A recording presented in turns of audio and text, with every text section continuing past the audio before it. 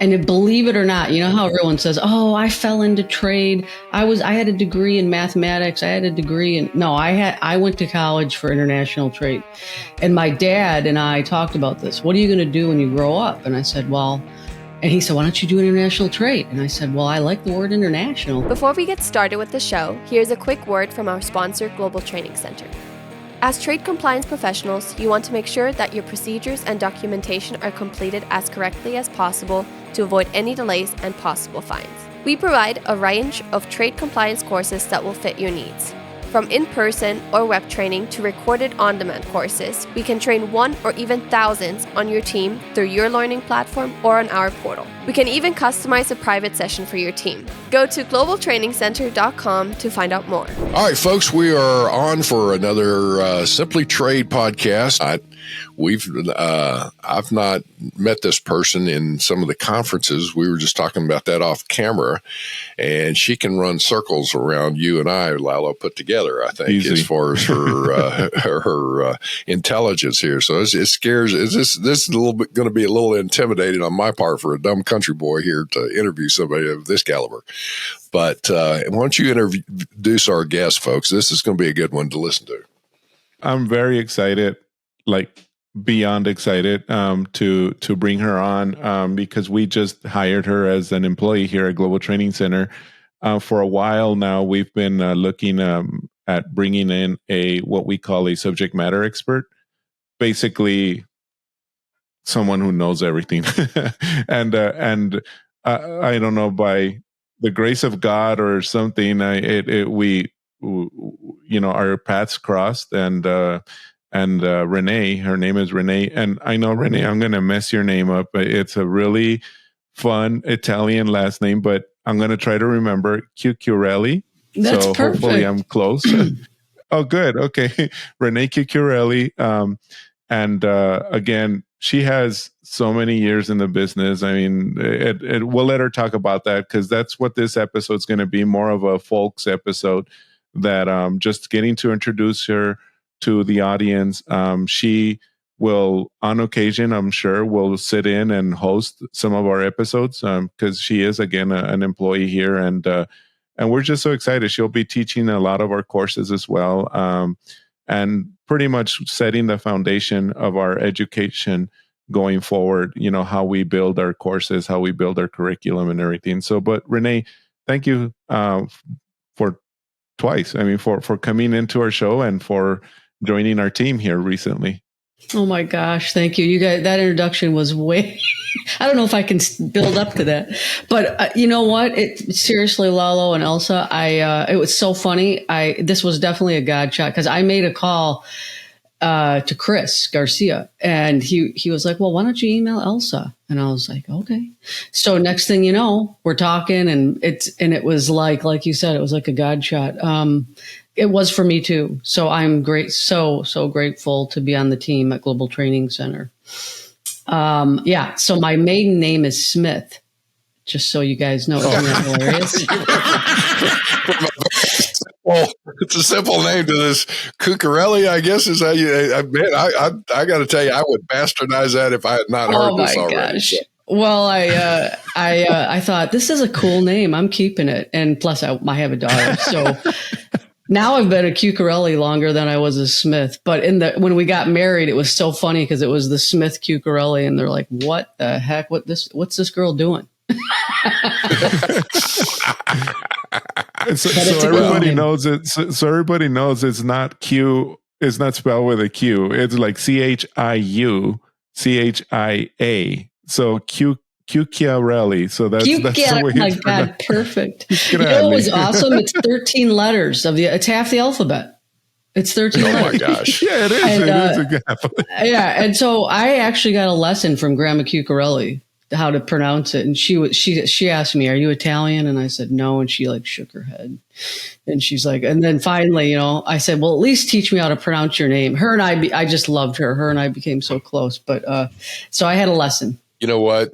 You love the seniors and all that, and especially Italians. Oh my gosh, the true Italian families are like such a heritage in there, and some great folks. So, oh my gosh, the gnocchis and the ravioli. Oh my gosh. Yeah, we're just like, all right, I'm hungry. Yeah. How'd you get into the trade? Let's jump right into this. It's like you joined the Global Training Center, but what's the background? Where have you come from? Well, you know what's awesome? I was born and raised in Michigan, and my first job was at the bridge, Port Huron and Sarnia. And believe it or not, you know how everyone says, "Oh, I fell into trade. I had a degree in mathematics. I had a degree in." No, I went to college for international trade. And my dad and I talked about this. What are you going to do when you grow up? And I said, well, and he said, why don't you do international trade? And I said, well, I like the word international because I wanted to travel, and meet cultures. And I didn't care about the trade. I was like, okay, international, that's cool. So anyway, I actually planned on doing this. And then I got out of the Gulf. I graduated during the Gulf War and there were no jobs. So I took this job in Port Huron and I made $6.50 an hour. I always tell my daughter I made $6.50 an hour. And I worked one midnight, 2 afternoons, and 1 day. I had no idea what I was doing. So this is how I get back to the training of this whole thing. I was like, so this lady worked across the hall from me. And she told me she was a single mother and she had like 3 jobs. And I thought, holy cow, this is a crazy business because this is my introduction, right? And these truckers would come and tell me what to do. And so I ended up clearing a truck of sugar. And I had no idea what quota was until my boss called me the next day. And she was like, hey, by the way, I said, well, if I'd had some training. No. And then I ended up in the freight forwarding customs business for, 8 years. And that was crazy. I felt like I couldn't control anything because we were buying space from airlines, buying space from steamship lines. But I learned a ton. I started managing a warehouse and just a center out there for forwarding and importing. And then I ended up going into working for HoMedics in Michigan. You guys probably have had one of our massagers. The back massagers. Yeah. I know exactly when you said HoMedics. Exactly I'm like, I know exactly the deal. Yep.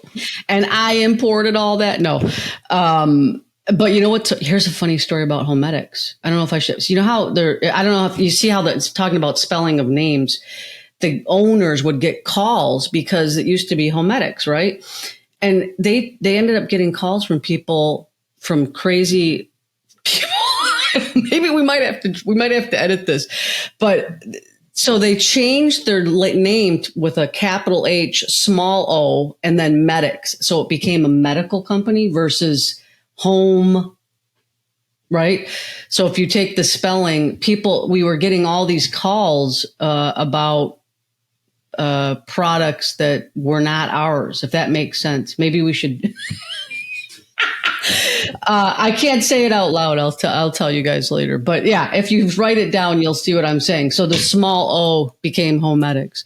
But we had some awesome customer service calls because people were calling us. But anyway, so. Well, the audience is going to write it down and figure this out. I'm just not getting it. You're just getting it? So we would literally, Andy, go into meetings and we'd have the customer service guy tell us all his calls for the day. It was hilarious. It was awesome. So that was the place where I did CT-PAD. I actually was in the pilot program in China, and it was so cool to go out to China, and we had Chinese and U.S. customs, and it was cool. So I learned a lot there. And then I ended up and then I was interviewing because things were getting a little bit crazy. And my boss, I ended up interviewing for a company in California, Teledyne, and my boss sent me a surf report. She's like, hey, with the offer, here's your surf report with my offer. So I was like, where do I sign up? And so I was 15 years ago, moved out here and started surfing. And that's so anyway, I'm kidding. I was working and surfing. You need to, do you know who Amanda Barlow is? I think I know. She used to be with, she's about 6 feet tall or taller. She's a tall, dark-haired woman that is. She used to work with Roanoke for many, many years, and she just recently changed companies. But she lives in the Long Beach area, and she serves. So that's somebody you need to make sure that's about a 2-day drive from me, Andy. Yeah, you Southern California is like everything. Just it's the proverbial. It's not an expressway. It is a parking lot. Exactly. Oh my gosh. Well, and then through that whole career path, I was climbing the ladder. I ended up getting divorced, and I decided I had to, invest more in my career. So I started trying to move up the ladder. But during that whole time, I was teaching figure skating. And my daughter's a figure skater, and I became her coach. Wow. And I always... hence Michigan, that's where that's coming from, isn't it? Yes, sir. Okay. Yes, sir. So I always wanted to be a teacher. I just really did. And the path just didn't work out. I had to provide, which was great too, because here I am today with this godchild with Lalo and Elsa. But when I started, moving up in the trade world, I obviously couldn't teach anymore because the demands got intense. I ended up moving to Raytheon and becoming their director. And Lalo mentioned we had like 35 people on our team, and I started to learn a lot more about the cross regulations of the State Department and the BIS and customs, and so that was a super interesting part of my career. So I've been able to do a lot of different things, but I always wanted to go back and teach. And here's the crazy story. So I ended up getting the original COVID in 2020, and I had some issues. It was a Mac Daddy for me. And I just started reevaluating everything, and I started reading this book, Happier. And it's by a guy in Harvard. His name's Tal Ben Shahal. I can't pronounce it. I'm sorry, I botched that. That's worse than Chiuchiarelli. But he wrote this book, and I started reading it, and I'm like, you know what? I'm going to call Global Training Center. That's kind of how I ended up here. It's kind of a phenomenal story for me because I was able to get back to my roots and use this 30 plus years of forwarding, brokerage, defense, CTPAT, supply chain security. It's been awesome to, now I can apply maybe some of my practitioner skills in the teaching. Well, I will say that, you mentioned Teledyne. I was like, during my FedEx career, I had a long career there, and I can remember meeting with the folks from Teledyne, with Raytheon several times, and streamlining processes, and I know that there was an issue at one point, especially if there were parts coming in from the Far East up through Anchorage on FedEx. We had a clearance facility up there, and for whatever reason, at the time, there was an import specialist up there that seemed to get an added focus for some reason on the aerospace industry in particular. And they were just tearing through things, and it was causing, all kinds of manner of delays and whatnot. And the items that were the information that was being checked out and reviewed at the time was being very frustrating to a lot of importers, and especially those that had DoD contracts, because it was the Department of Defense was looking for certain timelines, and it was like, well, another element of your government is holding this stuff up, and it was going to the military, but it was like, so I remember joining forces with probably somebody on your team that we were talking about in trying to talk with customs and the DoD and different things. And it literally came down where the DoD sent some people to Anchorage, and we'd gotten to a certain point, and initially I think we were supposed to join that meeting, like the private sector, if you will. And it came down to we were excluded from the meeting. They got in the room and had their knockdown drag out of whatever was going on. And after that, it seemed to work out. But it was just, we were showing examples. And the big one was, I think there was a piece of equipment that Raytheon provided that went into I'll just say a military aircraft that was hung up. And that piece of equipment actually was it was a very inexpensive part that was only like, believe it or not, a few $100s. But this aircraft was down and couldn't fly and had to have the part, and it was all hung up, and it was all over this one little scenario there. And it opened up the scenario where the DoD became much more involved in providing, I guess, better instructions, direction to CBP, which helped a lot, because a lot of times it was very general and all of that. But I guess from your perspective, when you were dealing with things, did you deal with regulatory and industry affairs type issues from Raytheon's perspective? Yeah, we had a whole department that, did government affairs in DC, actually. So we would go to conferences and they would, debrief or provide us feedback. My team actually just dealt with customs and border protection, but we cross-functionally dealt with global trade, which was our team that did, State Department clearances. And we lodged the licenses and we got involved in all the craziness because we were trying to get it cleared, right? But Raytheon is more of a assembly line operation, right? We have very strict departments and these people become experts in that area. Yeah. But we had some crazy stuff at Raytheon. We just imported a couple planes, literal aircraft, which nobody had done. I couldn't believe it. And we were, with Pratt Whitney, we did a big merger, as you guys know, maybe 3 years ago with Pratt and Collins, and they hadn't even actually imported a plane.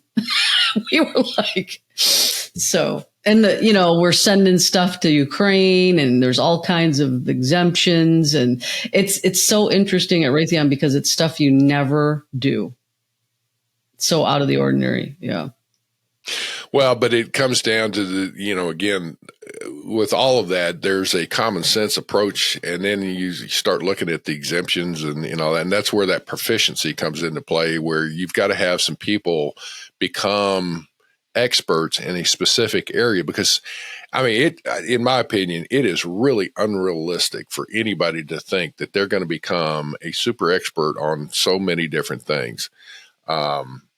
You're a jack of all trades. So the point being is, as things come up, you got to know where to research as far as to find the answer. But what helps is the proficiency in finding that answer is when you have people in your staff that develop an expertise in a specific area, dealing with aircraft, dealing with parts, dealing with electronics, dealing with, FDA or agriculture, or whatever the case may be. But yeah, we had a lot of ATF. Oh yeah, that's another one. Yeah. I was new to ATF. I had done some FDA, but I was new to ATF. When you went to Raytheon, did you what position did you come in at an entry level type scenario, or did you middle management or what? Middle management. I came into Raytheon as middle management, and at Teledyne I was their corporate import person, so I kind of was corporate compliance. And then at Raytheon, I went into middle management. They actually sent me to Boston for about a year. So I worked in Boston. I love the Boston team. I made such great friendships there, and I went dog sledding. It was so cool with my daughter. But it was really cool. We did some cool stuff out there in New England. And then I came back to California and took over. Raytheon was 4 companies. So I was managing 2, and I took over all 4. For their ops. Then my boss, Julie Parks, left to be the executive corporate director, and I took her job as the director about 3 years ago during the Raytheon, Pratt and Collins. Yeah, Julie's very sharp.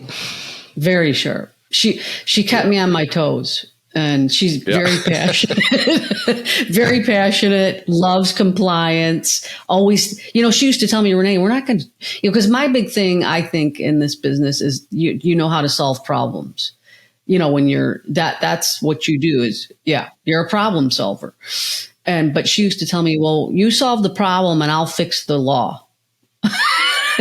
There you go. Yeah. There's an ops problem. Renee, you solve the problem. I'll fix the law. Okay. And she'd be out in front trying to change it. Yeah. That was cool. I have a lot of respect for Julie Parks. She's very, very sharp. So, Julie, if you're listening to this, hello. I asked her, I said, hey, we might have you on the show. She goes, oh, yeah, I'd love to. Oh, that'd be nice. Great. Oh, yeah, I'd love that. To. So, oh, yeah. All right. So, as you're going through, did you wind up, it sounds like, all right, so you took over all 4 companies. So, in a sense, you wound up probably taking on 4 different operating groups and tried to merge them into one? Yeah, and we actually got it down to 2. It was tough because, we had missile systems, we had defense systems, we had satellites, so it was they all operated very differently. Same ERP, thank goodness. When I was at Teledyne, I think we had like 60 plus ERPs. So, that's the other thing that's really important is automation. Oh my gosh. You had how many ERP systems? 60 plus. In Teledyne, we were acquisitioning 10 companies a year. It was total insanity. Right. Yeah. We would fly out to the company and John Hayes and I, my buddy, he was my counterpart for export. We used to go and, sit there and go, oh my gosh, what are we going to do? Because they're not doing 1, 2, 3, 4. And then we, 6 months later, we're doing another company. And 3 months later, we're doing another company. And it was crazy. All right. So with that, let me ask a question then. It's like, there's a lot of folks that have gone through, mergers and acquisitions and from a company that's being bought to another company that's, you're working for the company that's acquiring another company and all that. As you're going through with that and those different systems, what was your overall approach? I would think that you were trying to get your hands around even the data files so you could figure out what the heck was going on. That was a monumental task. Oh, monumental. I mean, what I did was we did Amber Road actually at Teledyne. We brought in Amber Road from a classification perspective. Cause I try to focus on value, classification, origin. I mean, that's where I try to zero in on first. So you try to solve one mountain at a time. And so we brought in Amber Road. I think automation is the key when you have so many different operations and processes, and you have to just be patient, and it takes time for people to change. They talk about change management. That's the most difficult part, I think, is getting people to say, well, hey, I did it this way for 20 years. Yeah, I know, but let's do it this way, and then in the middle of all that, we're getting audited by customs, I try to mitigate. Oh, yeah. Oh my gosh. We had a Chapter 98 audit. It was the most insane thing. They were calling our suppliers. Customs was calling our suppliers, asking them, the guy who signed, they'd say, hey, let me talk to Renee Chiuchiarelli. That's my daughter. And then Nina would be like, oh, if they didn't answer the question right, they were in trouble.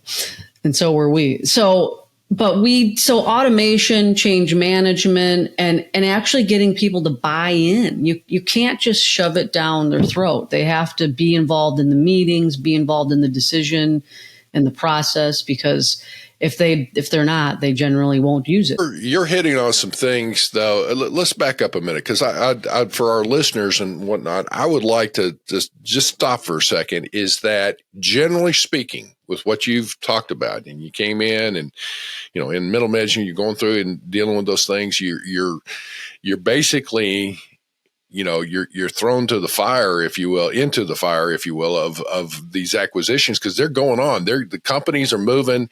You're trying to deal with it. So with all that, but you're hitting on some things that I think are phenomenal. So here's the thing. You're talking about the change management. You're talking about being patient. You're talking about, having a process management, where you're talking about, all right, well, you got to get out there and get the classification of the parts and things of that going with, because new parts are coming constantly. And if you're not classifying it ahead of time, it's going to bite you on the backside. So I was like, okay, so I picked up on that.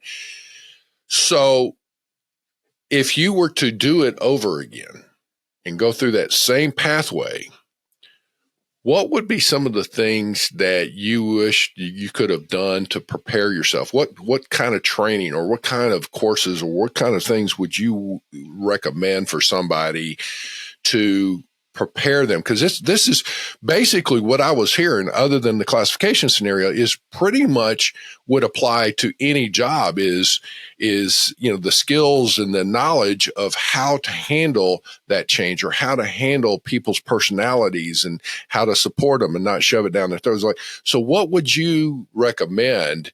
And I know that's probably quite a bit there, but I mean, what would you recommend for somebody to be successful? That if you had to do that again, what would have enabled your success even quicker than what it was? That's a great question. There were so many times when we were on the phone with people or visiting them, and we wish we had more patience, like more likes, concerns. When you're sitting in a room and you're trying to get feedback from people, it takes a certain skill set. You don't just walk up and do that. So I would call it, I guess they call it change management, but it has a lot to do with how you deal with people and how you take their feedback. How do you implement? How do you get them involved? I mean, that is a class in itself, I think, to your point. That's an awesome question, because that's what we're doing is we're problem solving, dealing with people's ideas and emotions, and then making sure we're adding value for the company, right? I mean, that you got to balance. It's a balancing act.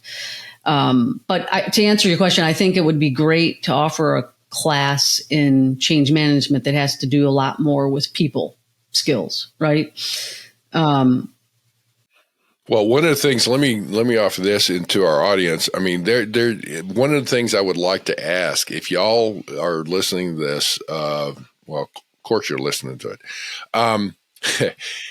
Send us some notes on things that you would recommend, different courses. I would tell you right now, from a personal standpoint, based on what you've just said, dealing with people, one of the best things, and I have no ties to the company or the program. I wish I did. But I've used it in excess of 20 years, and that's a program called DISC, D-I-S-C, and it's a personality assessment. But what it does is it helps you understand how you personally, what your primary personality traits are. Your primary and secondary is usually the most, everybody has their two primary.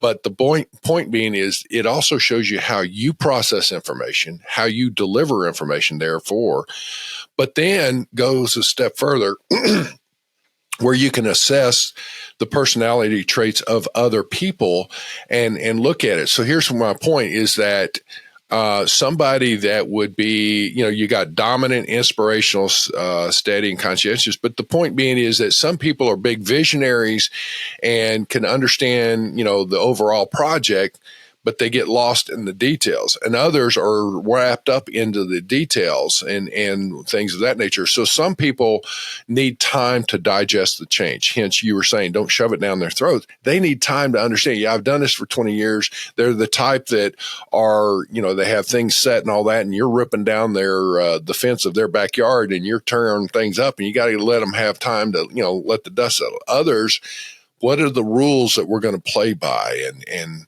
what are the deadlines? What's the forms we're going to use? What's the system we're going to use? They're into that kind of structure, and others are like, they're so big on the vision. Oh, hey, I get this. This is going to be great, and they're ready. Let's go get it. And it's like, well, before you go, you might want to get trained on this, kind of thing. All those kinds of things. So DISC is one, but then the other, you're talking about problem solving. Another one is, Kepner-Trigo. I got training on that. Kepner-Trigo, Art of Problem Solving. There's a long version and then there's a short version on that, but there's other methodologies of that. So you can go through and start processing. Well, we got a problem. Well, let's go backwards in this. But hence then the change management itself. How do you approach it and all? So I would say, there's the process improvements and all that comes into play. I am sure that you've probably gone through so much training throughout your career that you probably haven't even thought about it. It's just second nature to you. Oh my gosh. As you're looking at this. It's so funny you said that because we did disc at Raytheon and we did strength finders, which was actually pretty cool too. A little bit very similar. Yeah. And you know what's interesting? Yeah. You know what I'm thinking too is you're moving at a pace. The pace when you're working in this field, this arena is phenomenal. I always found 33 years, my pace was phenomenal. And at every single job. And my friends would be like, maybe it's the business you're in. Maybe it's trade. I said, maybe it is. There's never a dull moment because it's just about the time you think things are fine. And then, a war breaks out. Oh, gosh. Or, a trade restriction trade comes remedies. into play. Yeah. Yeah. And they're like, and it's funny because you know what's funny? Oh, my gosh, this is so great. This guy and I used to, Chris Garcia. Actually, there's another Chris Garcia at Kuhn and Nagel. And I've known them for 20 years, him and Steve Kukta. And we went to some meetings and people would ask us, this is not customs meetings. So what do you guys do for a living? And we'd say, oh, we're licensed customs brokers. And they'd say, what? You sell houses? And so then we finally just started telling people we were pharmacists. And they're like, oh, you're a pharmacist. And we'd say, yeah. But anyway, it's just because nobody knows what you're doing. And then finally, when the government started talking about different things, people started saying, oh, you do duties? So then it started to make sense the last 3-4 years. This is the first time in 3 or 4 years that people actually know what trade is. But the pace of this business is phenomenal. And I don't think people have time. See, what I would love is to take what like you said, Andy, DISC or Strength Finder or Problem, and actually allow people to use it a couple times a week. Application. When I was at HoMedics, I had a couple people that worked for me, Dee Dee, and she was new. And I would give them exercises a couple times a week for classification, just make crazy stuff up. And because if they didn't use it, you lose it, right? So to your point, yeah, you need time to use this stuff. Well, I actually on the DISC, I wound up, I've done several different personality traits and things of that nature. And I will tell you that the DISC, I think, is off the chart, and my personal preference is fantastic. And there's another book that goes with it that I think goes really well with it. It's called The Two Sides of Love by John Trent and Gary Smalley. And those two programs just fit like a glove. But the point being is this. If you're going to do something, I would, our department went through this thing and it was phenomenal that the revelation that everybody had where there were, each of us had blind spots. Oh, I don't really do that. And then the group's going, yeah, you do. I was like, oh, really? Okay. And, but as we went through, then I would just make sure, okay, in our staff meetings, everybody bring their DISC folder. And so we would cover all the different agenda items that we had to, here's what's coming up, here's what we're doing, here's this project and all that. And then the last thing we do, everybody pull out their DISC, we're going to cover, and it's a very extensive, report. And literally, let's go to, this section of your report, and, you would literally go through and read it and all that. And then I would have to go through and say, all right, as your leader, and I would read whatever it was on me. And it's, you're kind of being vulnerable here. It's like, man, this gets real personal. And let's talk about it. You talk about yours. And what I found is if you don't use it, you lose it kind of thing. And so I was forcing them in a sense as a leader, pull that folder out. Let's talk about it. But then here's the other thing.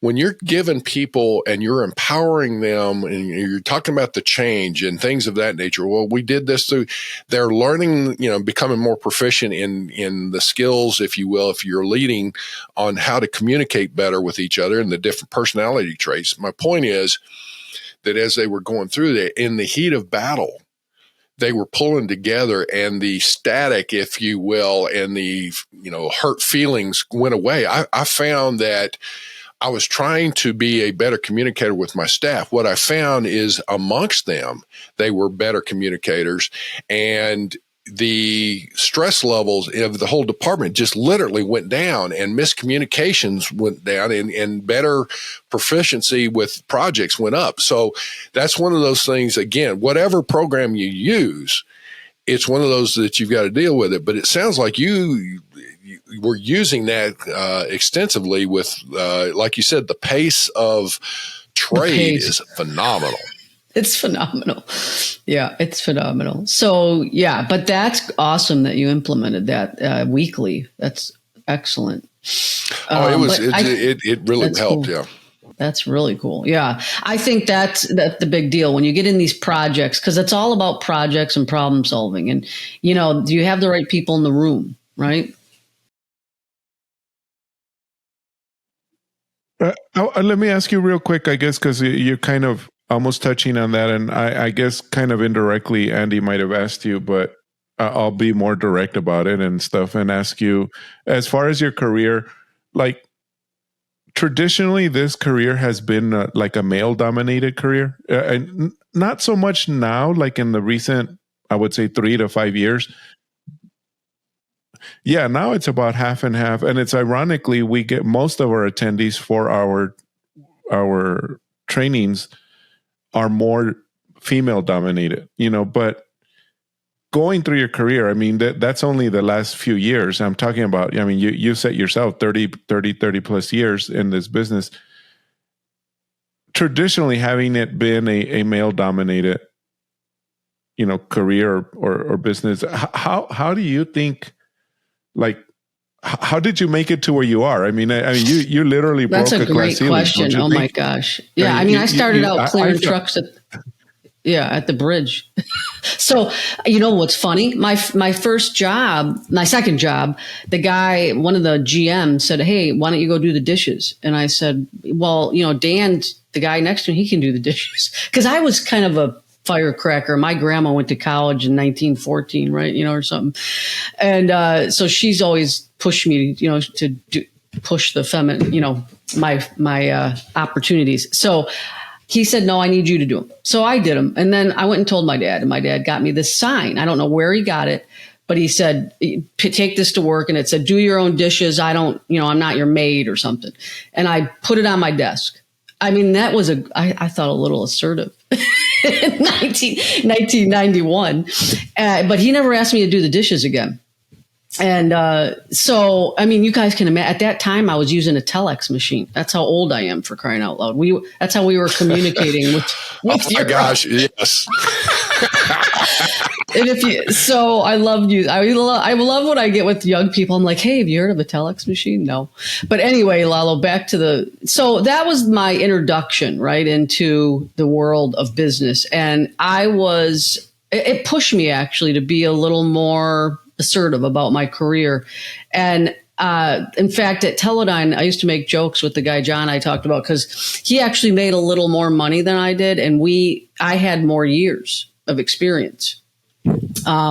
So it's still the disparage between women and men in general is still there. And you have to work a little harder. And sometimes, you know what I mean? And sometimes you don't. And if you have a great boss, which I've had several, those opportunities are easier, right? And I think the one thing I've tried to do is take care of women that work for me. I've tried to promote them and mentor them. And I think that's my job. That's one of the things I take very, very seriously, in fact, about, as a legacy. Was I able to help women to where they wanted to be? But it was tough. There were many situations throughout my career that I felt maybe I had to work a little harder, but I just kept doing it and kept my head down. Yeah. I was a single mother, and, my daughter was the one that drove me to just keep pushing. Well, I will say one of the things that you just said, and this is, I think, vitally important. You took the time to try and mentor somebody, and that's one thing that I think is really good. And when you're leading a department, a lot of times you're so busy in the projects and your objectives for the year and the month and the quarters and all that, and you get wrapped up in a lot of things, and you can very easily fill up your calendar to the point where you're not stopping long enough to deal with somebody as an individual. You'll deal with them as a group or a department and all of that. So, stopping long enough to say, you know what, I need to mentor somebody from a legacy perspective and all that. One thing I will say is, there's so often, and people say, another good, by the way, if you're in management, another very good resource is called Manager Tools. Manager-tools.com is a phenomenal podcast and things of that nature. And I use that a lot. I used to listen to it a lot. And one of the things they talk about is a one-on-one and having a 30-minute one-on-one. And they're saying, you need to do it every week. Well, if you have a large staff, that's kind of tough. And so, every 2 weeks or whatever, but regardless, taking the time, and first 10 minutes would be whatever that person has to deal with you. Next 10 minutes is whatever I've got for them. And the last 10 minutes, if it winds up having enough time, but usually I always made a point to take some time, at least to ask about it. And that would be about their career. Where are you going? What do you want to do? And all those kinds of things. And not everybody wanted to really get on this fast track. And everybody, you don't have to, in your career, always strive to get into management. Most people, there's a lot of folks that don't want to be in management. That's fine. That doesn't mean they're not successful. In my opinion, if you're content with where you're at, but constantly striving to make yourself better, then you're successful. But one of the things I will say is that those that are, it's kind of like you can lead a horse to water, but you can't make them drink. For those people that are really thirsty and they're interested in all that, they're going to listen to you and then take action. And that's who you're going to wind up spending time with. And I remember a young man that did not have his degree. He kept getting passed over for some things and promotions. And I said, look, I'm tired of hearing the excuses. So get yourself registered. Let's go. If you have to go to some of your classes during the work week, then so be it. We'll figure out, because it was a professional deal, that he could work at night or during the mornings or whatever on his projects. We helped work with that. He wound up completing his, not only his bachelor's, but went on and got his master's. And Vince Carr is his name, and I'm very proud of him. He's now working up in the Chicago area, I believe is where he's at now. But I was very proud of him. But the point being is taking the time to try and help motivate somebody. They all have to do the work. So I'm, with what you're doing, there's others that I've dealt with. And I got to tell you, there was somebody up in Canada I was really proud of, that she became very effective. And so Laura Lee Henry is up in Canada, and different ones, Lupe Cohen down here and all that. Those people, you develop the things, and they make you so proud when you're able to say, they did the work, but I at least knew I had a little bit of part in that. Do you have some of those kinds of scenarios going on as far as your history? Oh yeah. Raytheon had this mentoring program. Actually, you could log in and assign yourself, open yourself up to be a mentor, or actually look for mentors. But there were a lot of times where I just had, definitely my staff, I met with them, most everybody weekly. But there were several people I took on to mentor, and in fact, Christine Hank, who worked for me, she went on to get her master's degree, and she was, the pace, as we said, was crazy. She was working a lot of hours, and she stuck to it and did it. And, she was my right. She really did a lot of great stuff. So, and to see her, flourish and bloom was awesome. So, and I have several people like that, like you said, that's like what I used to get out of ice skating. When you'd see someone land the jump, you'd be like, yes, they landed, and that's how you feel when, like you said, they get the degree, or they, all of a sudden the light bulb goes off, and they like, oh yeah, I see, I have to do an ITAR license, and I can't do a carnet, and and they start getting it, and you're like, oh, cool. Mm-hmm. I love that. I love it. Well, and I had the privilege of coaching girls basketball, and the same kind of thing is you work with them, but it's like there's more than just the sport. It's like, how are you doing in school? How are you doing with your relationship? So it all comes together, and then when it all is working and they do well, then it's phenomenal. So It is. That's I what's know, great Lyle, about teaching. you've done some coaching yourself, and it's same kind of thing as we're talking through this is that, and especially with global training centers, like as you're working through it and you see somebody in these courses and they finally, all of a sudden, the light bulb goes off that they get it. You know, at first they're confused, but then all of a sudden they get it. I bet you've seen some of that kind of stuff go on. Yeah, well, especially with our instructors I mean, I wish I can do more training. Obviously, we have to run the business, the business part of it. But yeah, when I was doing training or lectures or whatever, the case may be, yeah, you see that, and like you said, I used to have for fun. I used to do a summer camp for kids for coding. I used to teach them how to code. Oh, and that's cool. me and so my kids and I, they were in high school, and so we decided, hey, let's do this for fun. So we used to do a summer camp for that, and oh my goodness, to see the kids really excited about that and moving forward with different ideas, and it's same concept, yeah. But you're right. What that is very rewarding. So you're going to be a great asset for the Global Training Center. But again, in looking at everything with your career thus far, and now you're going to get to do some things. I think it sounds like that. You're coming towards the end of your career. You're going to get to do some things that are a little bit more fun than what you probably had to. But any last minute, any last main key recommendations again of what we've talked about for people that are entering into the trade world, or probably even that middle management ranks that are trying to move up the ladder?